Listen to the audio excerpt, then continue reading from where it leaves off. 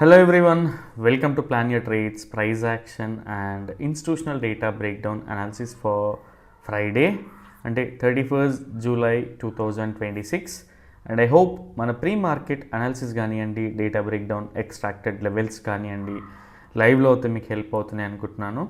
And ఒకసారి క్విక్గా ఈరోజు పోస్ట్ మార్కెట్ అనాలిసిస్ చూద్దాం అండ్ దాని తర్వాత ప్రీ మార్కెట్ అనాలిసిస్ కూడా చేద్దాం. యా, సో ఫర్ దట్ ఒకసారి నేను ట్రేడింగ్ వ్యూ ఓపెన్ చేస్తా.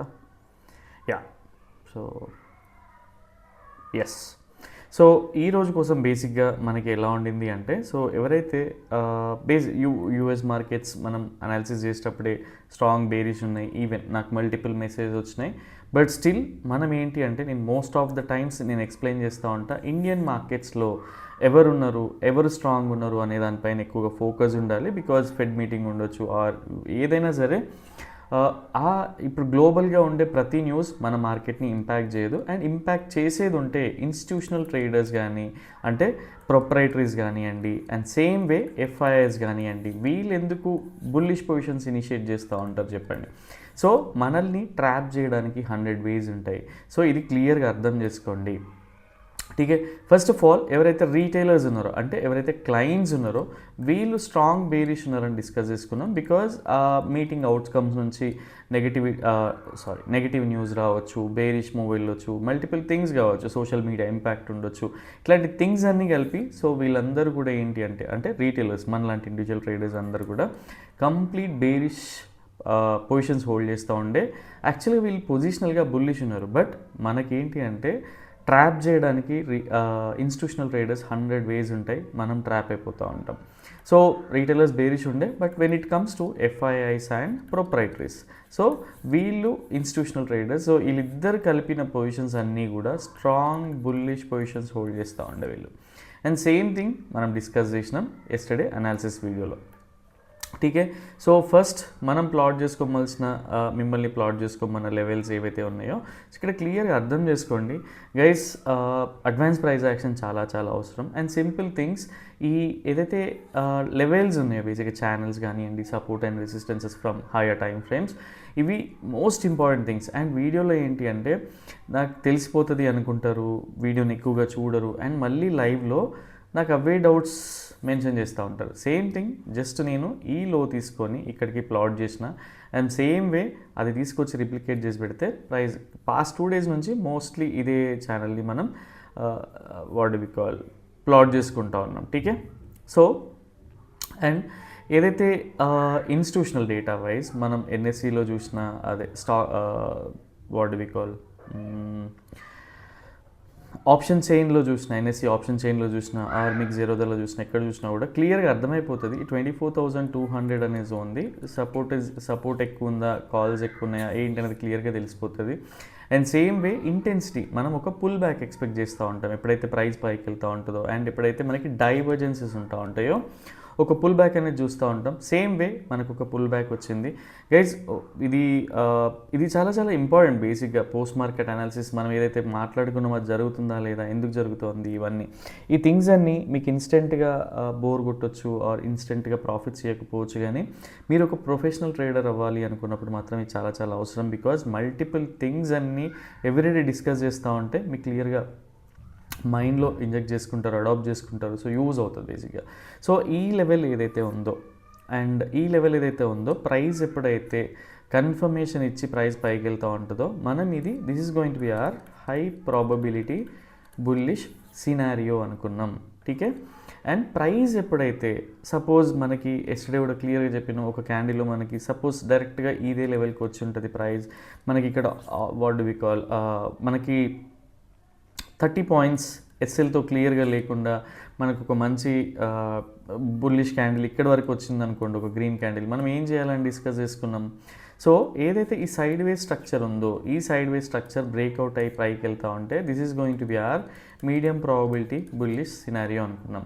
సో ఏదైతే డౌ జోన్స్ కానీ ఇవన్నీ కూడా మనం ప్లాట్ చేసేటప్పుడు, మనం అనాలిసిస్ చేసేటప్పుడు చాలా 1% అలా ఉండింది. బట్ ఓవరాల్గా చూసుకుంటే యూఎస్ మార్కెట్స్ కొంచెం డీప్ రెడ్లోనే క్లోజ్ అయినాయి. టీకే. అండ్ ఈవెన్ నాకు కూడా మల్టిపుల్ మెసేజ్ వచ్చినాయి, బికాజ్ గ్లోబల్ మార్కెట్స్ ఎలా ఉన్నాయి, మీ న్యూస్ అనాలిసిస్ చూస్తే బుల్లిష్ ఉంది, సో రేపు ఎలా ఉంటుంది ఏంటి అని. సో నేను ఒకటే కాన్ఫిడెన్స్ చేస్తా, డేటా బ్రేక్ డౌన్ నేర్చుకున్నా ఆర్ ఇంకేదైనా కోర్స్ నేర్చుకున్నా, మీకు ఎంత స్టాండర్డ్గా ఉన్నా కూడా ఎప్పుడైతే ఈ సోషల్ మీడియా ఇంపాక్ట్ ఉంటుందో, ఈ సోషల్ మీడియా ఇంపాక్ట్ మీ పైన ఉన్నన్ని రోజులు మీరు ప్రొఫెషనల్ ట్రేడర్ అవ్వలేరు. ట్రస్ట్ మీ, బికాజ్ ఎవరో ఒకరు మిమ్మల్ని మీ థాట్ ప్రాసెస్ని డిస్టర్బ్ చేస్తూ ఉంటారు. మీరు ఇంత డిస్ట్రాక్ట్ అవుతూ ఉంటే రేపు ఇంకేం నేర్చుకుంటారు? ఈరోజు ఒక గ్రూప్ని ఫాలో అవుతారు, రేపు ఇంకొక రోజు ఇంకో గ్రూప్ని ఫాలో అవుతారు, ఒక 1 month తర్వాత థర్డ్ గ్రూప్కి వెళ్ళిపోతారు. బట్ ఇక్కడ వీడు బాగానే చేస్తూ ఉంటాడు, ఎందుకంటే వీడు కష్టపడ్డాడు, తను చేస్తూనే ఉంటాడు. సెకండ్ ఏంటి, మీరు ఎక్కడ కూడా కంప్లీట్గా నేర్చుకోవడానికి ట్రై చేయట్లేదు, బికాజ్ ఎవ్వరు కూడా మీకు నేర్పించరు.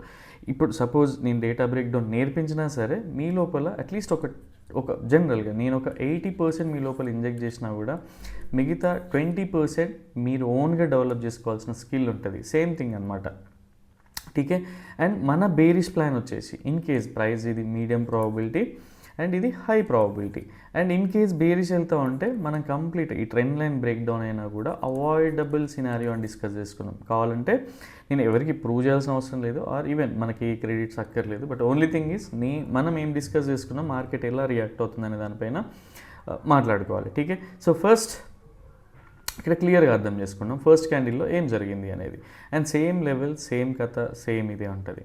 First candle itself, and ఎవరైతే కొంచెం ప్రొఫెషనల్ ట్రేడర్స్ ఉంటారో, అంటే ఎక్స్పీరియన్స్ ట్రేడర్, ఇక్కడ ప్రొఫెషనల్ నాన్ ప్రొఫెషనల్ కాదు, సారీ ఫర్ టర్మినాలజీకి, only thing is experienced traders, కొంచెం నలిగిపోయి అన్ని అర్థమైన ట్రేడర్స్ ఉంటారు. అండ్ ఈ లెవెల్స్లో ఏం జరుగుతుందో కొంతమంది డైరెక్ట్గా లెవెల్స్ని మార్క్ చేసుకొని or direct pre market analysis తర్వాత సిస్టంలో పెట్టి ఎంటర్ అయిపోతూ ఉంటారు, బికాజ్ ఈ నాలెడ్జ్ ఉన్న వాళ్ళందరూ కూడా. అండ్ ఇక్కడ క్లియర్గా ఆలోచించండి, ఛాన్స్ ఉందా మనకి, ఒక ట్రేడ్కి ఛాన్స్ ఉందా? ఒకటి ఏంటి అంటే, ఫస్ట్ ఆఫ్ ఆల్ మనకి క్లియర్ అండర్స్టాండింగ్ ఏంటి అంటే, ఈ సైడ్ వే స్ట్రక్చర్ ఏదైతే ఉందో ఇది బ్రేక్అవుట్ అయి సస్టైన్ అయిన తర్వాత, లేదా బ్రేక్అవుట్ అయి మనకు కొంత మూమెంట్ వచ్చిన తర్వాత మీడియం ప్రాబబిలిటీ బుల్లిష్ సినారియో ఉంది. అదర్వైజ్ ఇంకొక ట్రేడ్ ఏముంది, ఈ క్యాండిల్కి 50% రిట్రేస్మెంట్ ఉంది. ఈ 50% రిట్రేస్మెంట్ని కరెక్ట్గా ఈ సపోర్ట్ అండ్ రెసిస్టెన్స్తో కూడా మార్క్ చేసుకోవచ్చు కదా. సో ఇదే అనమాట. అండ్ నీకు కూడా ఆప్షన్ బయర్కి ఛాన్స్ ఉందా అంటే, పర్సనల్గా గైస్ కొంత ఇప్పుడు ఎవరైతే కోర్స్ పార్టిసిపెంట్స్ ఉన్నారో అండ్ ఇంకొంతమంది ఫ్రెండ్స్, ఈవెన్ సబ్స్క్రైబర్స్లో ఫ్యూ మెంబర్స్ కూడా సో సేమ్ థింగ్ ఉండే. అండ్ ఫ్రాంక్లీ స్పీకింగ్ కొంతమంది ఇప్పుడు అట్లీస్ట్ ఈ క్యాండిల్ని చూశాక లెవెల్స్ ఓవర్ నాయిస్ నుంచి బేసిక్గా దీన్ని వదిలేసి, అంటే నిఫ్టీని వదిలేసి ఎంఐఎంని చేసిన వాళ్ళు కూడా ఉన్నారు. టీకే. బికాజ్ నేను అది కూడా చూపించడానికి ట్రై చేస్తాను. సో ఇక్కడ 50% అనాలిసిస్, ఇప్పుడు 50% కానీ అట్లీస్ట్ 38% కానీ 62.8% కానీ ఇక్కడ వరకు వచ్చాక ఇక్కడ ఒక బుల్లిష్ ఫార్మేషన్ ఫామ్ అయినా ఆర్ అట్లీస్ట్ కొంత మనకి స్టాప్ లాస్ అనేది తగ్గిపోతుంది కదా, 30 pointsలోకి వచ్చినప్పుడు అయినా ఎంటర్ అవ్వచ్చు. సేమ్ థింగ్ ఇది ఎల్ఓఎన్లో కూడా మెన్షన్ చేస్తూ ఉంటారు. టీకే. బట్ దాని తర్వాత ప్రైస్ చూద్దాం ఎలాంటి మూమెంట్ ఇచ్చింది, ఎలాంటి స్ట్రక్చర్ ఇచ్చింది అనేది. క్లియర్గా చూసుకుంటే మనకి పాస్ట్ 2-3 days, అంటే అట్లీస్ట్ 3-4 days నుంచి ఇంతకుముందు మనకి సిగ్నల్స్ కనిపించవు, ఎక్కడ కూడా ఒక బేరిష్ సిగ్నల్ అంటూ లేదు, కంప్లీట్గా బుల్లి సిగ్నల్స్, బికాజ్ డేటా అలా ఉంది. అండ్ ఇండికేటర్ అయితే యూజ్ చేస్తున్నామో సేమ్ థింగ్ అనమాట. అండ్ ఇప్పుడు మనకి ఈ జోన్లో వచ్చిందా లేదా చూడండి. సో ఎవరైతే స్వింగ్ ఎంట్రీస్ ఉంటాయి, నేకుడ్ ఆప్షన్ బయర్స్కి ఎంట్రీస్ అంటే కాదు, బికాజ్ సైడ్ వే స్ట్రక్చర్లో ఉంటుంది. అండ్ సో సేమ్ థింగ్ అనమాట. ఇట్లా ప్లాట్ చేసుకొని చూసుకుంటే క్లియర్గా అర్థమైపోతుంది. అండ్ ఎవరైనా ఎంట్రీస్ తీసుకునే వాళ్ళు, కొంత కాన్ఫిడెన్స్ ఉన్న వాళ్ళు, ఈ 15 minutes క్యాండిల్లో వస్తే మళ్ళీ ఛాన్స్ అనేది ఉండదు. అట్లీస్ట్ ఈ స్టాప్ లాస్ పెట్టుకొని కూడా ట్రేడ్ చేసే వాళ్ళు ఉంటారు. బట్ క్లియర్గా 5 minutesలోకి వెళ్తే మనకు ఒక మంచి బుల్లిష్ ఫార్మేషన్ ఉంది, అప్పుడైనా ట్రేడ్ తీసుకోవచ్చు అది. బట్ ఇది ఓన్లీ ఎక్స్పీరియన్స్తోనే వస్తుంది, అండ్ నేను ఎక్కడ కూడా మెన్షన్ చేయాలి ఇలాంటి థింగ్స్ అన్నీ కూడా. టీకే. సో దాని తర్వాత కంప్లీట్గా ప్రైస్ ఏం జరిగింది ఏంటి అనేది ఒకసారి చూద్దాం. సో సైడ్ వే స్ట్రక్చర్ ఉంటుంది అండ్ కంప్లీట్గా బ్రేక్అవుట్, దాని తర్వాత మళ్ళీ ఒక రీటెస్ట్ లాంటి లెవెల్ అండ్ మళ్ళీ ఒక స్టాప్ లాస్ హిట్ అయినట్టు అనిపించి మళ్ళీ ప్రైస్ అయితే పైకి వెళ్ళింది. సో ఇక్కడ చూడండి, ఇక్కడ కీ థింగ్స్ ఏంటి అంటే, first of all global markets అన్నీ కూడా బేరిష్ ఉండే, అండ్ మన ఇండియన్ మార్కెట్స్లో ఉన్న ఛానల్స్ కానీ అన్నీ కానీ బేరిష్ ఉండే. బట్ ఇక్కడ డేటా వర్క్ అయిందా లేదా? సో ఇక్కడ ఆలోచించండి, మనకి హోల్గా డేటా చూసుకుంటే జనరల్గా మనకి ఈరోజు వచ్చిన మూవ్ అంతా కంప్లీట్గా మనం చూసుకుంటే కంప్లీట్గా side ways to moderate bullish, అంటే అట్లీస్ట్ 0.38 0.5% వరకు పెరిగింది. అండ్ యాక్చువల్గా చెప్పాలి అంటే ఏదైతే డేటా బ్రేక్ డౌన్ రిజల్ట్స్ ఉన్నాయో ఈరోజు మార్కెట్లో ఇంత సెంటిమెంట్ లేకుంటే, అంటే ఇంత బేరిష్ సెంటిమెంట్, ఇంత బేరిష్ స్ట్రెంగ్త్ లేకుంటే జనరల్గా ఇలాంటి డేటాకి 300+ పాయింట్స్ అప్ మూవ్ ఉండే ఛాన్సెస్ ఉంటుంది. టీకే, బట్ స్టిల్ మనం ఈ మూవ్ కోసం వెయిట్ చేసినామా అంటే కాదు, అట్లీస్ట్ ఈ లెవెల్స్లోనే ప్రాఫిట్ అయితే బుక్ చేసుకోండి అని మెన్షన్ చేస్తుండే. అండ్ ఎవరైతే ఈ లెవెల్స్ నుంచి హోల్డ్ చేస్తూ ఉంటారో ఫస్ట్ ఇక్కడ తీసుకోండి, ఆర్ రిట్రేస్మెంట్ కానీ బ్రేక్అవుట్ తర్వాత కానీ. టీకే, సో ఇదే అనమాట జరిగేది. అండ్ ఇక్కడ క్లియర్గా ఆలోచించుకుంటే ఒక ఫాల్స్ బ్రేక్అవుట్ లాంటిది వచ్చింది, బట్ దాని తర్వాత ఓవర్కమ్ చేసింది ఇది. అండ్ ఇక్కడ 20 పాయింట్స్ స్టాప్ లాస్ ఉండే, సేమ్ థింగ్ ఎల్ఓఎన్లో కూడా మెన్షన్ చేస్తుండే. కానీ క్లియర్గా అర్థం చేసుకుంటే ప్రైస్ మళ్ళీ పైకి వెళ్ళింది అండ్ దాని తర్వాత సపోర్ట్ తీసుకుంది, మళ్ళీ వచ్చి స్టాప్ లాస్ హిట్ అయిపోయింది. దాని తర్వాత మళ్ళీ ఇదే జోన్లో మనం ఏదైతే మార్క్ చేసుకున్నామో అదే జోన్లో సపోర్ట్ తీసుకొని, బట్ చాలామంది ఏం చేస్తారంటే ఒకటి ఫెయిల్ అవ్వగానే మళ్ళీ యాంటీ ట్రేడ్స్ చేస్తూ ఉంటారు. ఈ 20 పాయింట్స్ స్టాప్ లాస్ అయిపోయిందా, అయిపోవాలి, ఇంకా పెద్దగా దాన్ని రిస్క్ చేయకూడదు. ఈరోజు మంది కాదు, బట్ దాని తర్వాత క్లియర్గా ఆలోచిస్తే సపోర్ట్ మళ్ళీ ప్రైస్ మనం ఏదైతే ప్లాట్ చేసుకున్నామో ఆ లెవెల్స్ వరకు అయితే వెళ్ళింది, డే హై వరకు. టీకే, సో ఇక్కడ నుంచి మెయిన్గా అర్థం చేసుకోవాల్సింది ఏంటి అంటే first of all institutional data breakdown నేర్చుకోండి, అది మీకు చాలా యూజ్ అవుతుంది. ఓన్గా రీసెర్చ్ చేయండి, పెద్ద టైం ఏం పట్టదు. చిన్న చిన్న క్లూస్ ఉంటాయి, ఆ హింట్స్ని, ఫుట్ ప్రింట్స్ని అర్థం చేసుకోవాల్సి ఉంటుంది. టీకే, సో ఎప్పుడైనా సరే గ్లోబల్ మార్కెట్స్ మనకి ఏదో ఇన్సైట్స్ ఇస్తున్నాయి, సోషల్ మీడియా హైప్ ఉంది అంటే ఆ రోజు మనకి మార్కెట్లో ఆపోజిట్ డైరెక్షన్లోనే జరుగుతూ ఉంటుంది. చాలా రోజుల నుంచి చూస్తూ ఉన్నాం మనం. సో ఇక్కడ క్లియర్గా చెప్పాలి అంటే చాలామంది నాకు ఈరోజు మెన్షన్ చేసినారు, అట్లీస్ట్ నాకు తెలిసి ఒక 4 to 5 మెంబర్స్ అనుకుంటా. So naked option buying work అవుతుందా అని చెప్పి. ఫ్రాంక్లీ స్పీకింగ్ ఈ మంత్లో నేక్డ్ ఆప్షన్ బయింగ్ ఏంటి అంటే మీడియం ప్రాబిలిటీ ట్రేడ్స్ ఎక్కువ వచ్చినాయి, హై ప్రాబిలిటీ ట్రేడ్స్ కొంచెం తక్కువ వచ్చినాయి ఈ మంత్లో. And only naked option buying చేయాలి అంటే మనం చాలాసార్లు డిస్కస్ చేసుకుంటూ ఉంటాం, ఇట్లాంటి సపోర్ట్ బ్రేక్ డౌన్ అయినప్పుడు ఎక్కువ మూమెంట్స్ వస్తుంది.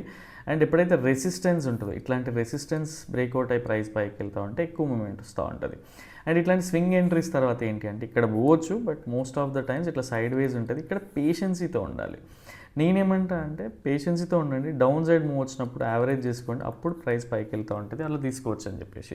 సో నేక్డ్ ఆప్షన్ బయర్స్కి ఎక్కువ లైఫ్ ఉంటుంది అంటే కాదు, పేషెన్సీ ఎక్కువ అవసరం. లైఫ్ ఎందుకు ఉంటుంది, ఎక్కడైనా ఉంటుంది, బట్ ఓన్లీ థింగ్ ఈజ్ మీరు ప్రాపర్ సెటప్లోనే ట్రేడ్ చేయాల్సి ఉంటుంది, అదర్వైజ్ చాలా కష్టం సర్వైవ్ అవ్వడం.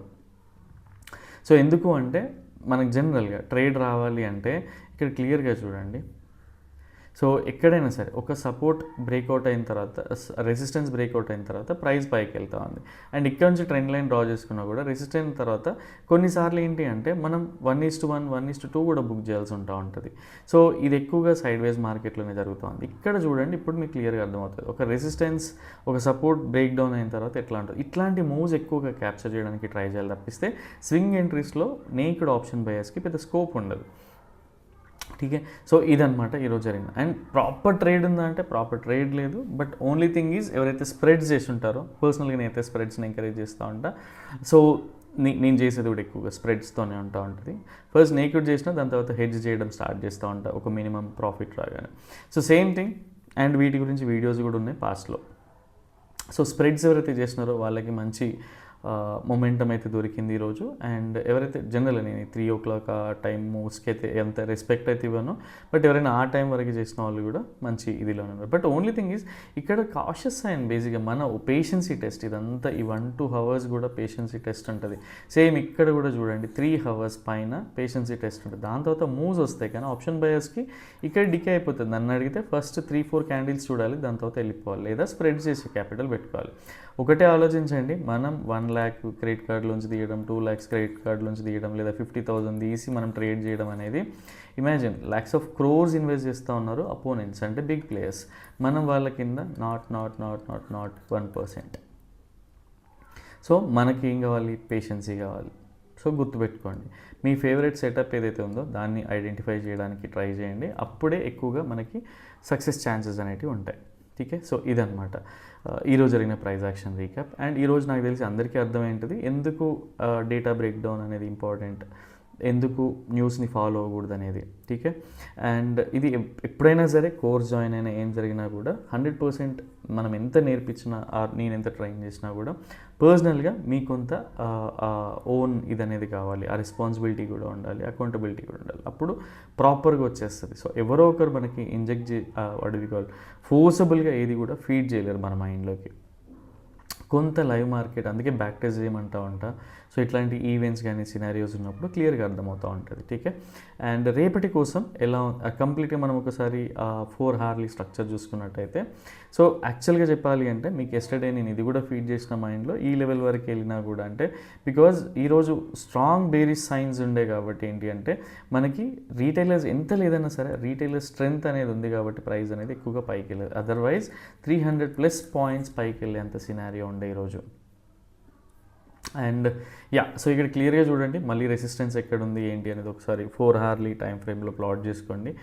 అండ్ సో ఎవ్రీడే ఇంకొకటి సపోజ్ నేను ఎంఎన్ఎం మీకు చూపిస్తా క్లియర్గా. అండ్ ఎప్పుడైనా సరే స్టాక్ ఆప్షన్స్లో ఆలోచించండి ఏం జరుగుతుంది ఏంటి అనేది. సో ఎంఎన్ఎం, సో క్లియర్గా హార్లీ టైం ఫ్రేమ్లోకి వెళ్తే ఎంత బ్యూటిఫుల్ ట్రేడ్ వచ్చిందో చూడండి. దాని తర్వాత అట్లీస్ట్ ఎస్బీఐ లైఫ్ కానివ్వండి, సో ఏవైతే టార్గెట్స్ పెట్టుకున్నామో అవన్నీ కూడా హిట్ అవుతూ ఉండే. అండ్ పేటిఎం క్లియర్గా చూసినా కూడా సో ఒక బుల్లిష్ మూవ్, దాని తర్వాత ప్రైస్ మళ్ళీ టార్గెట్ హిట్ అయింది. ఈవెన్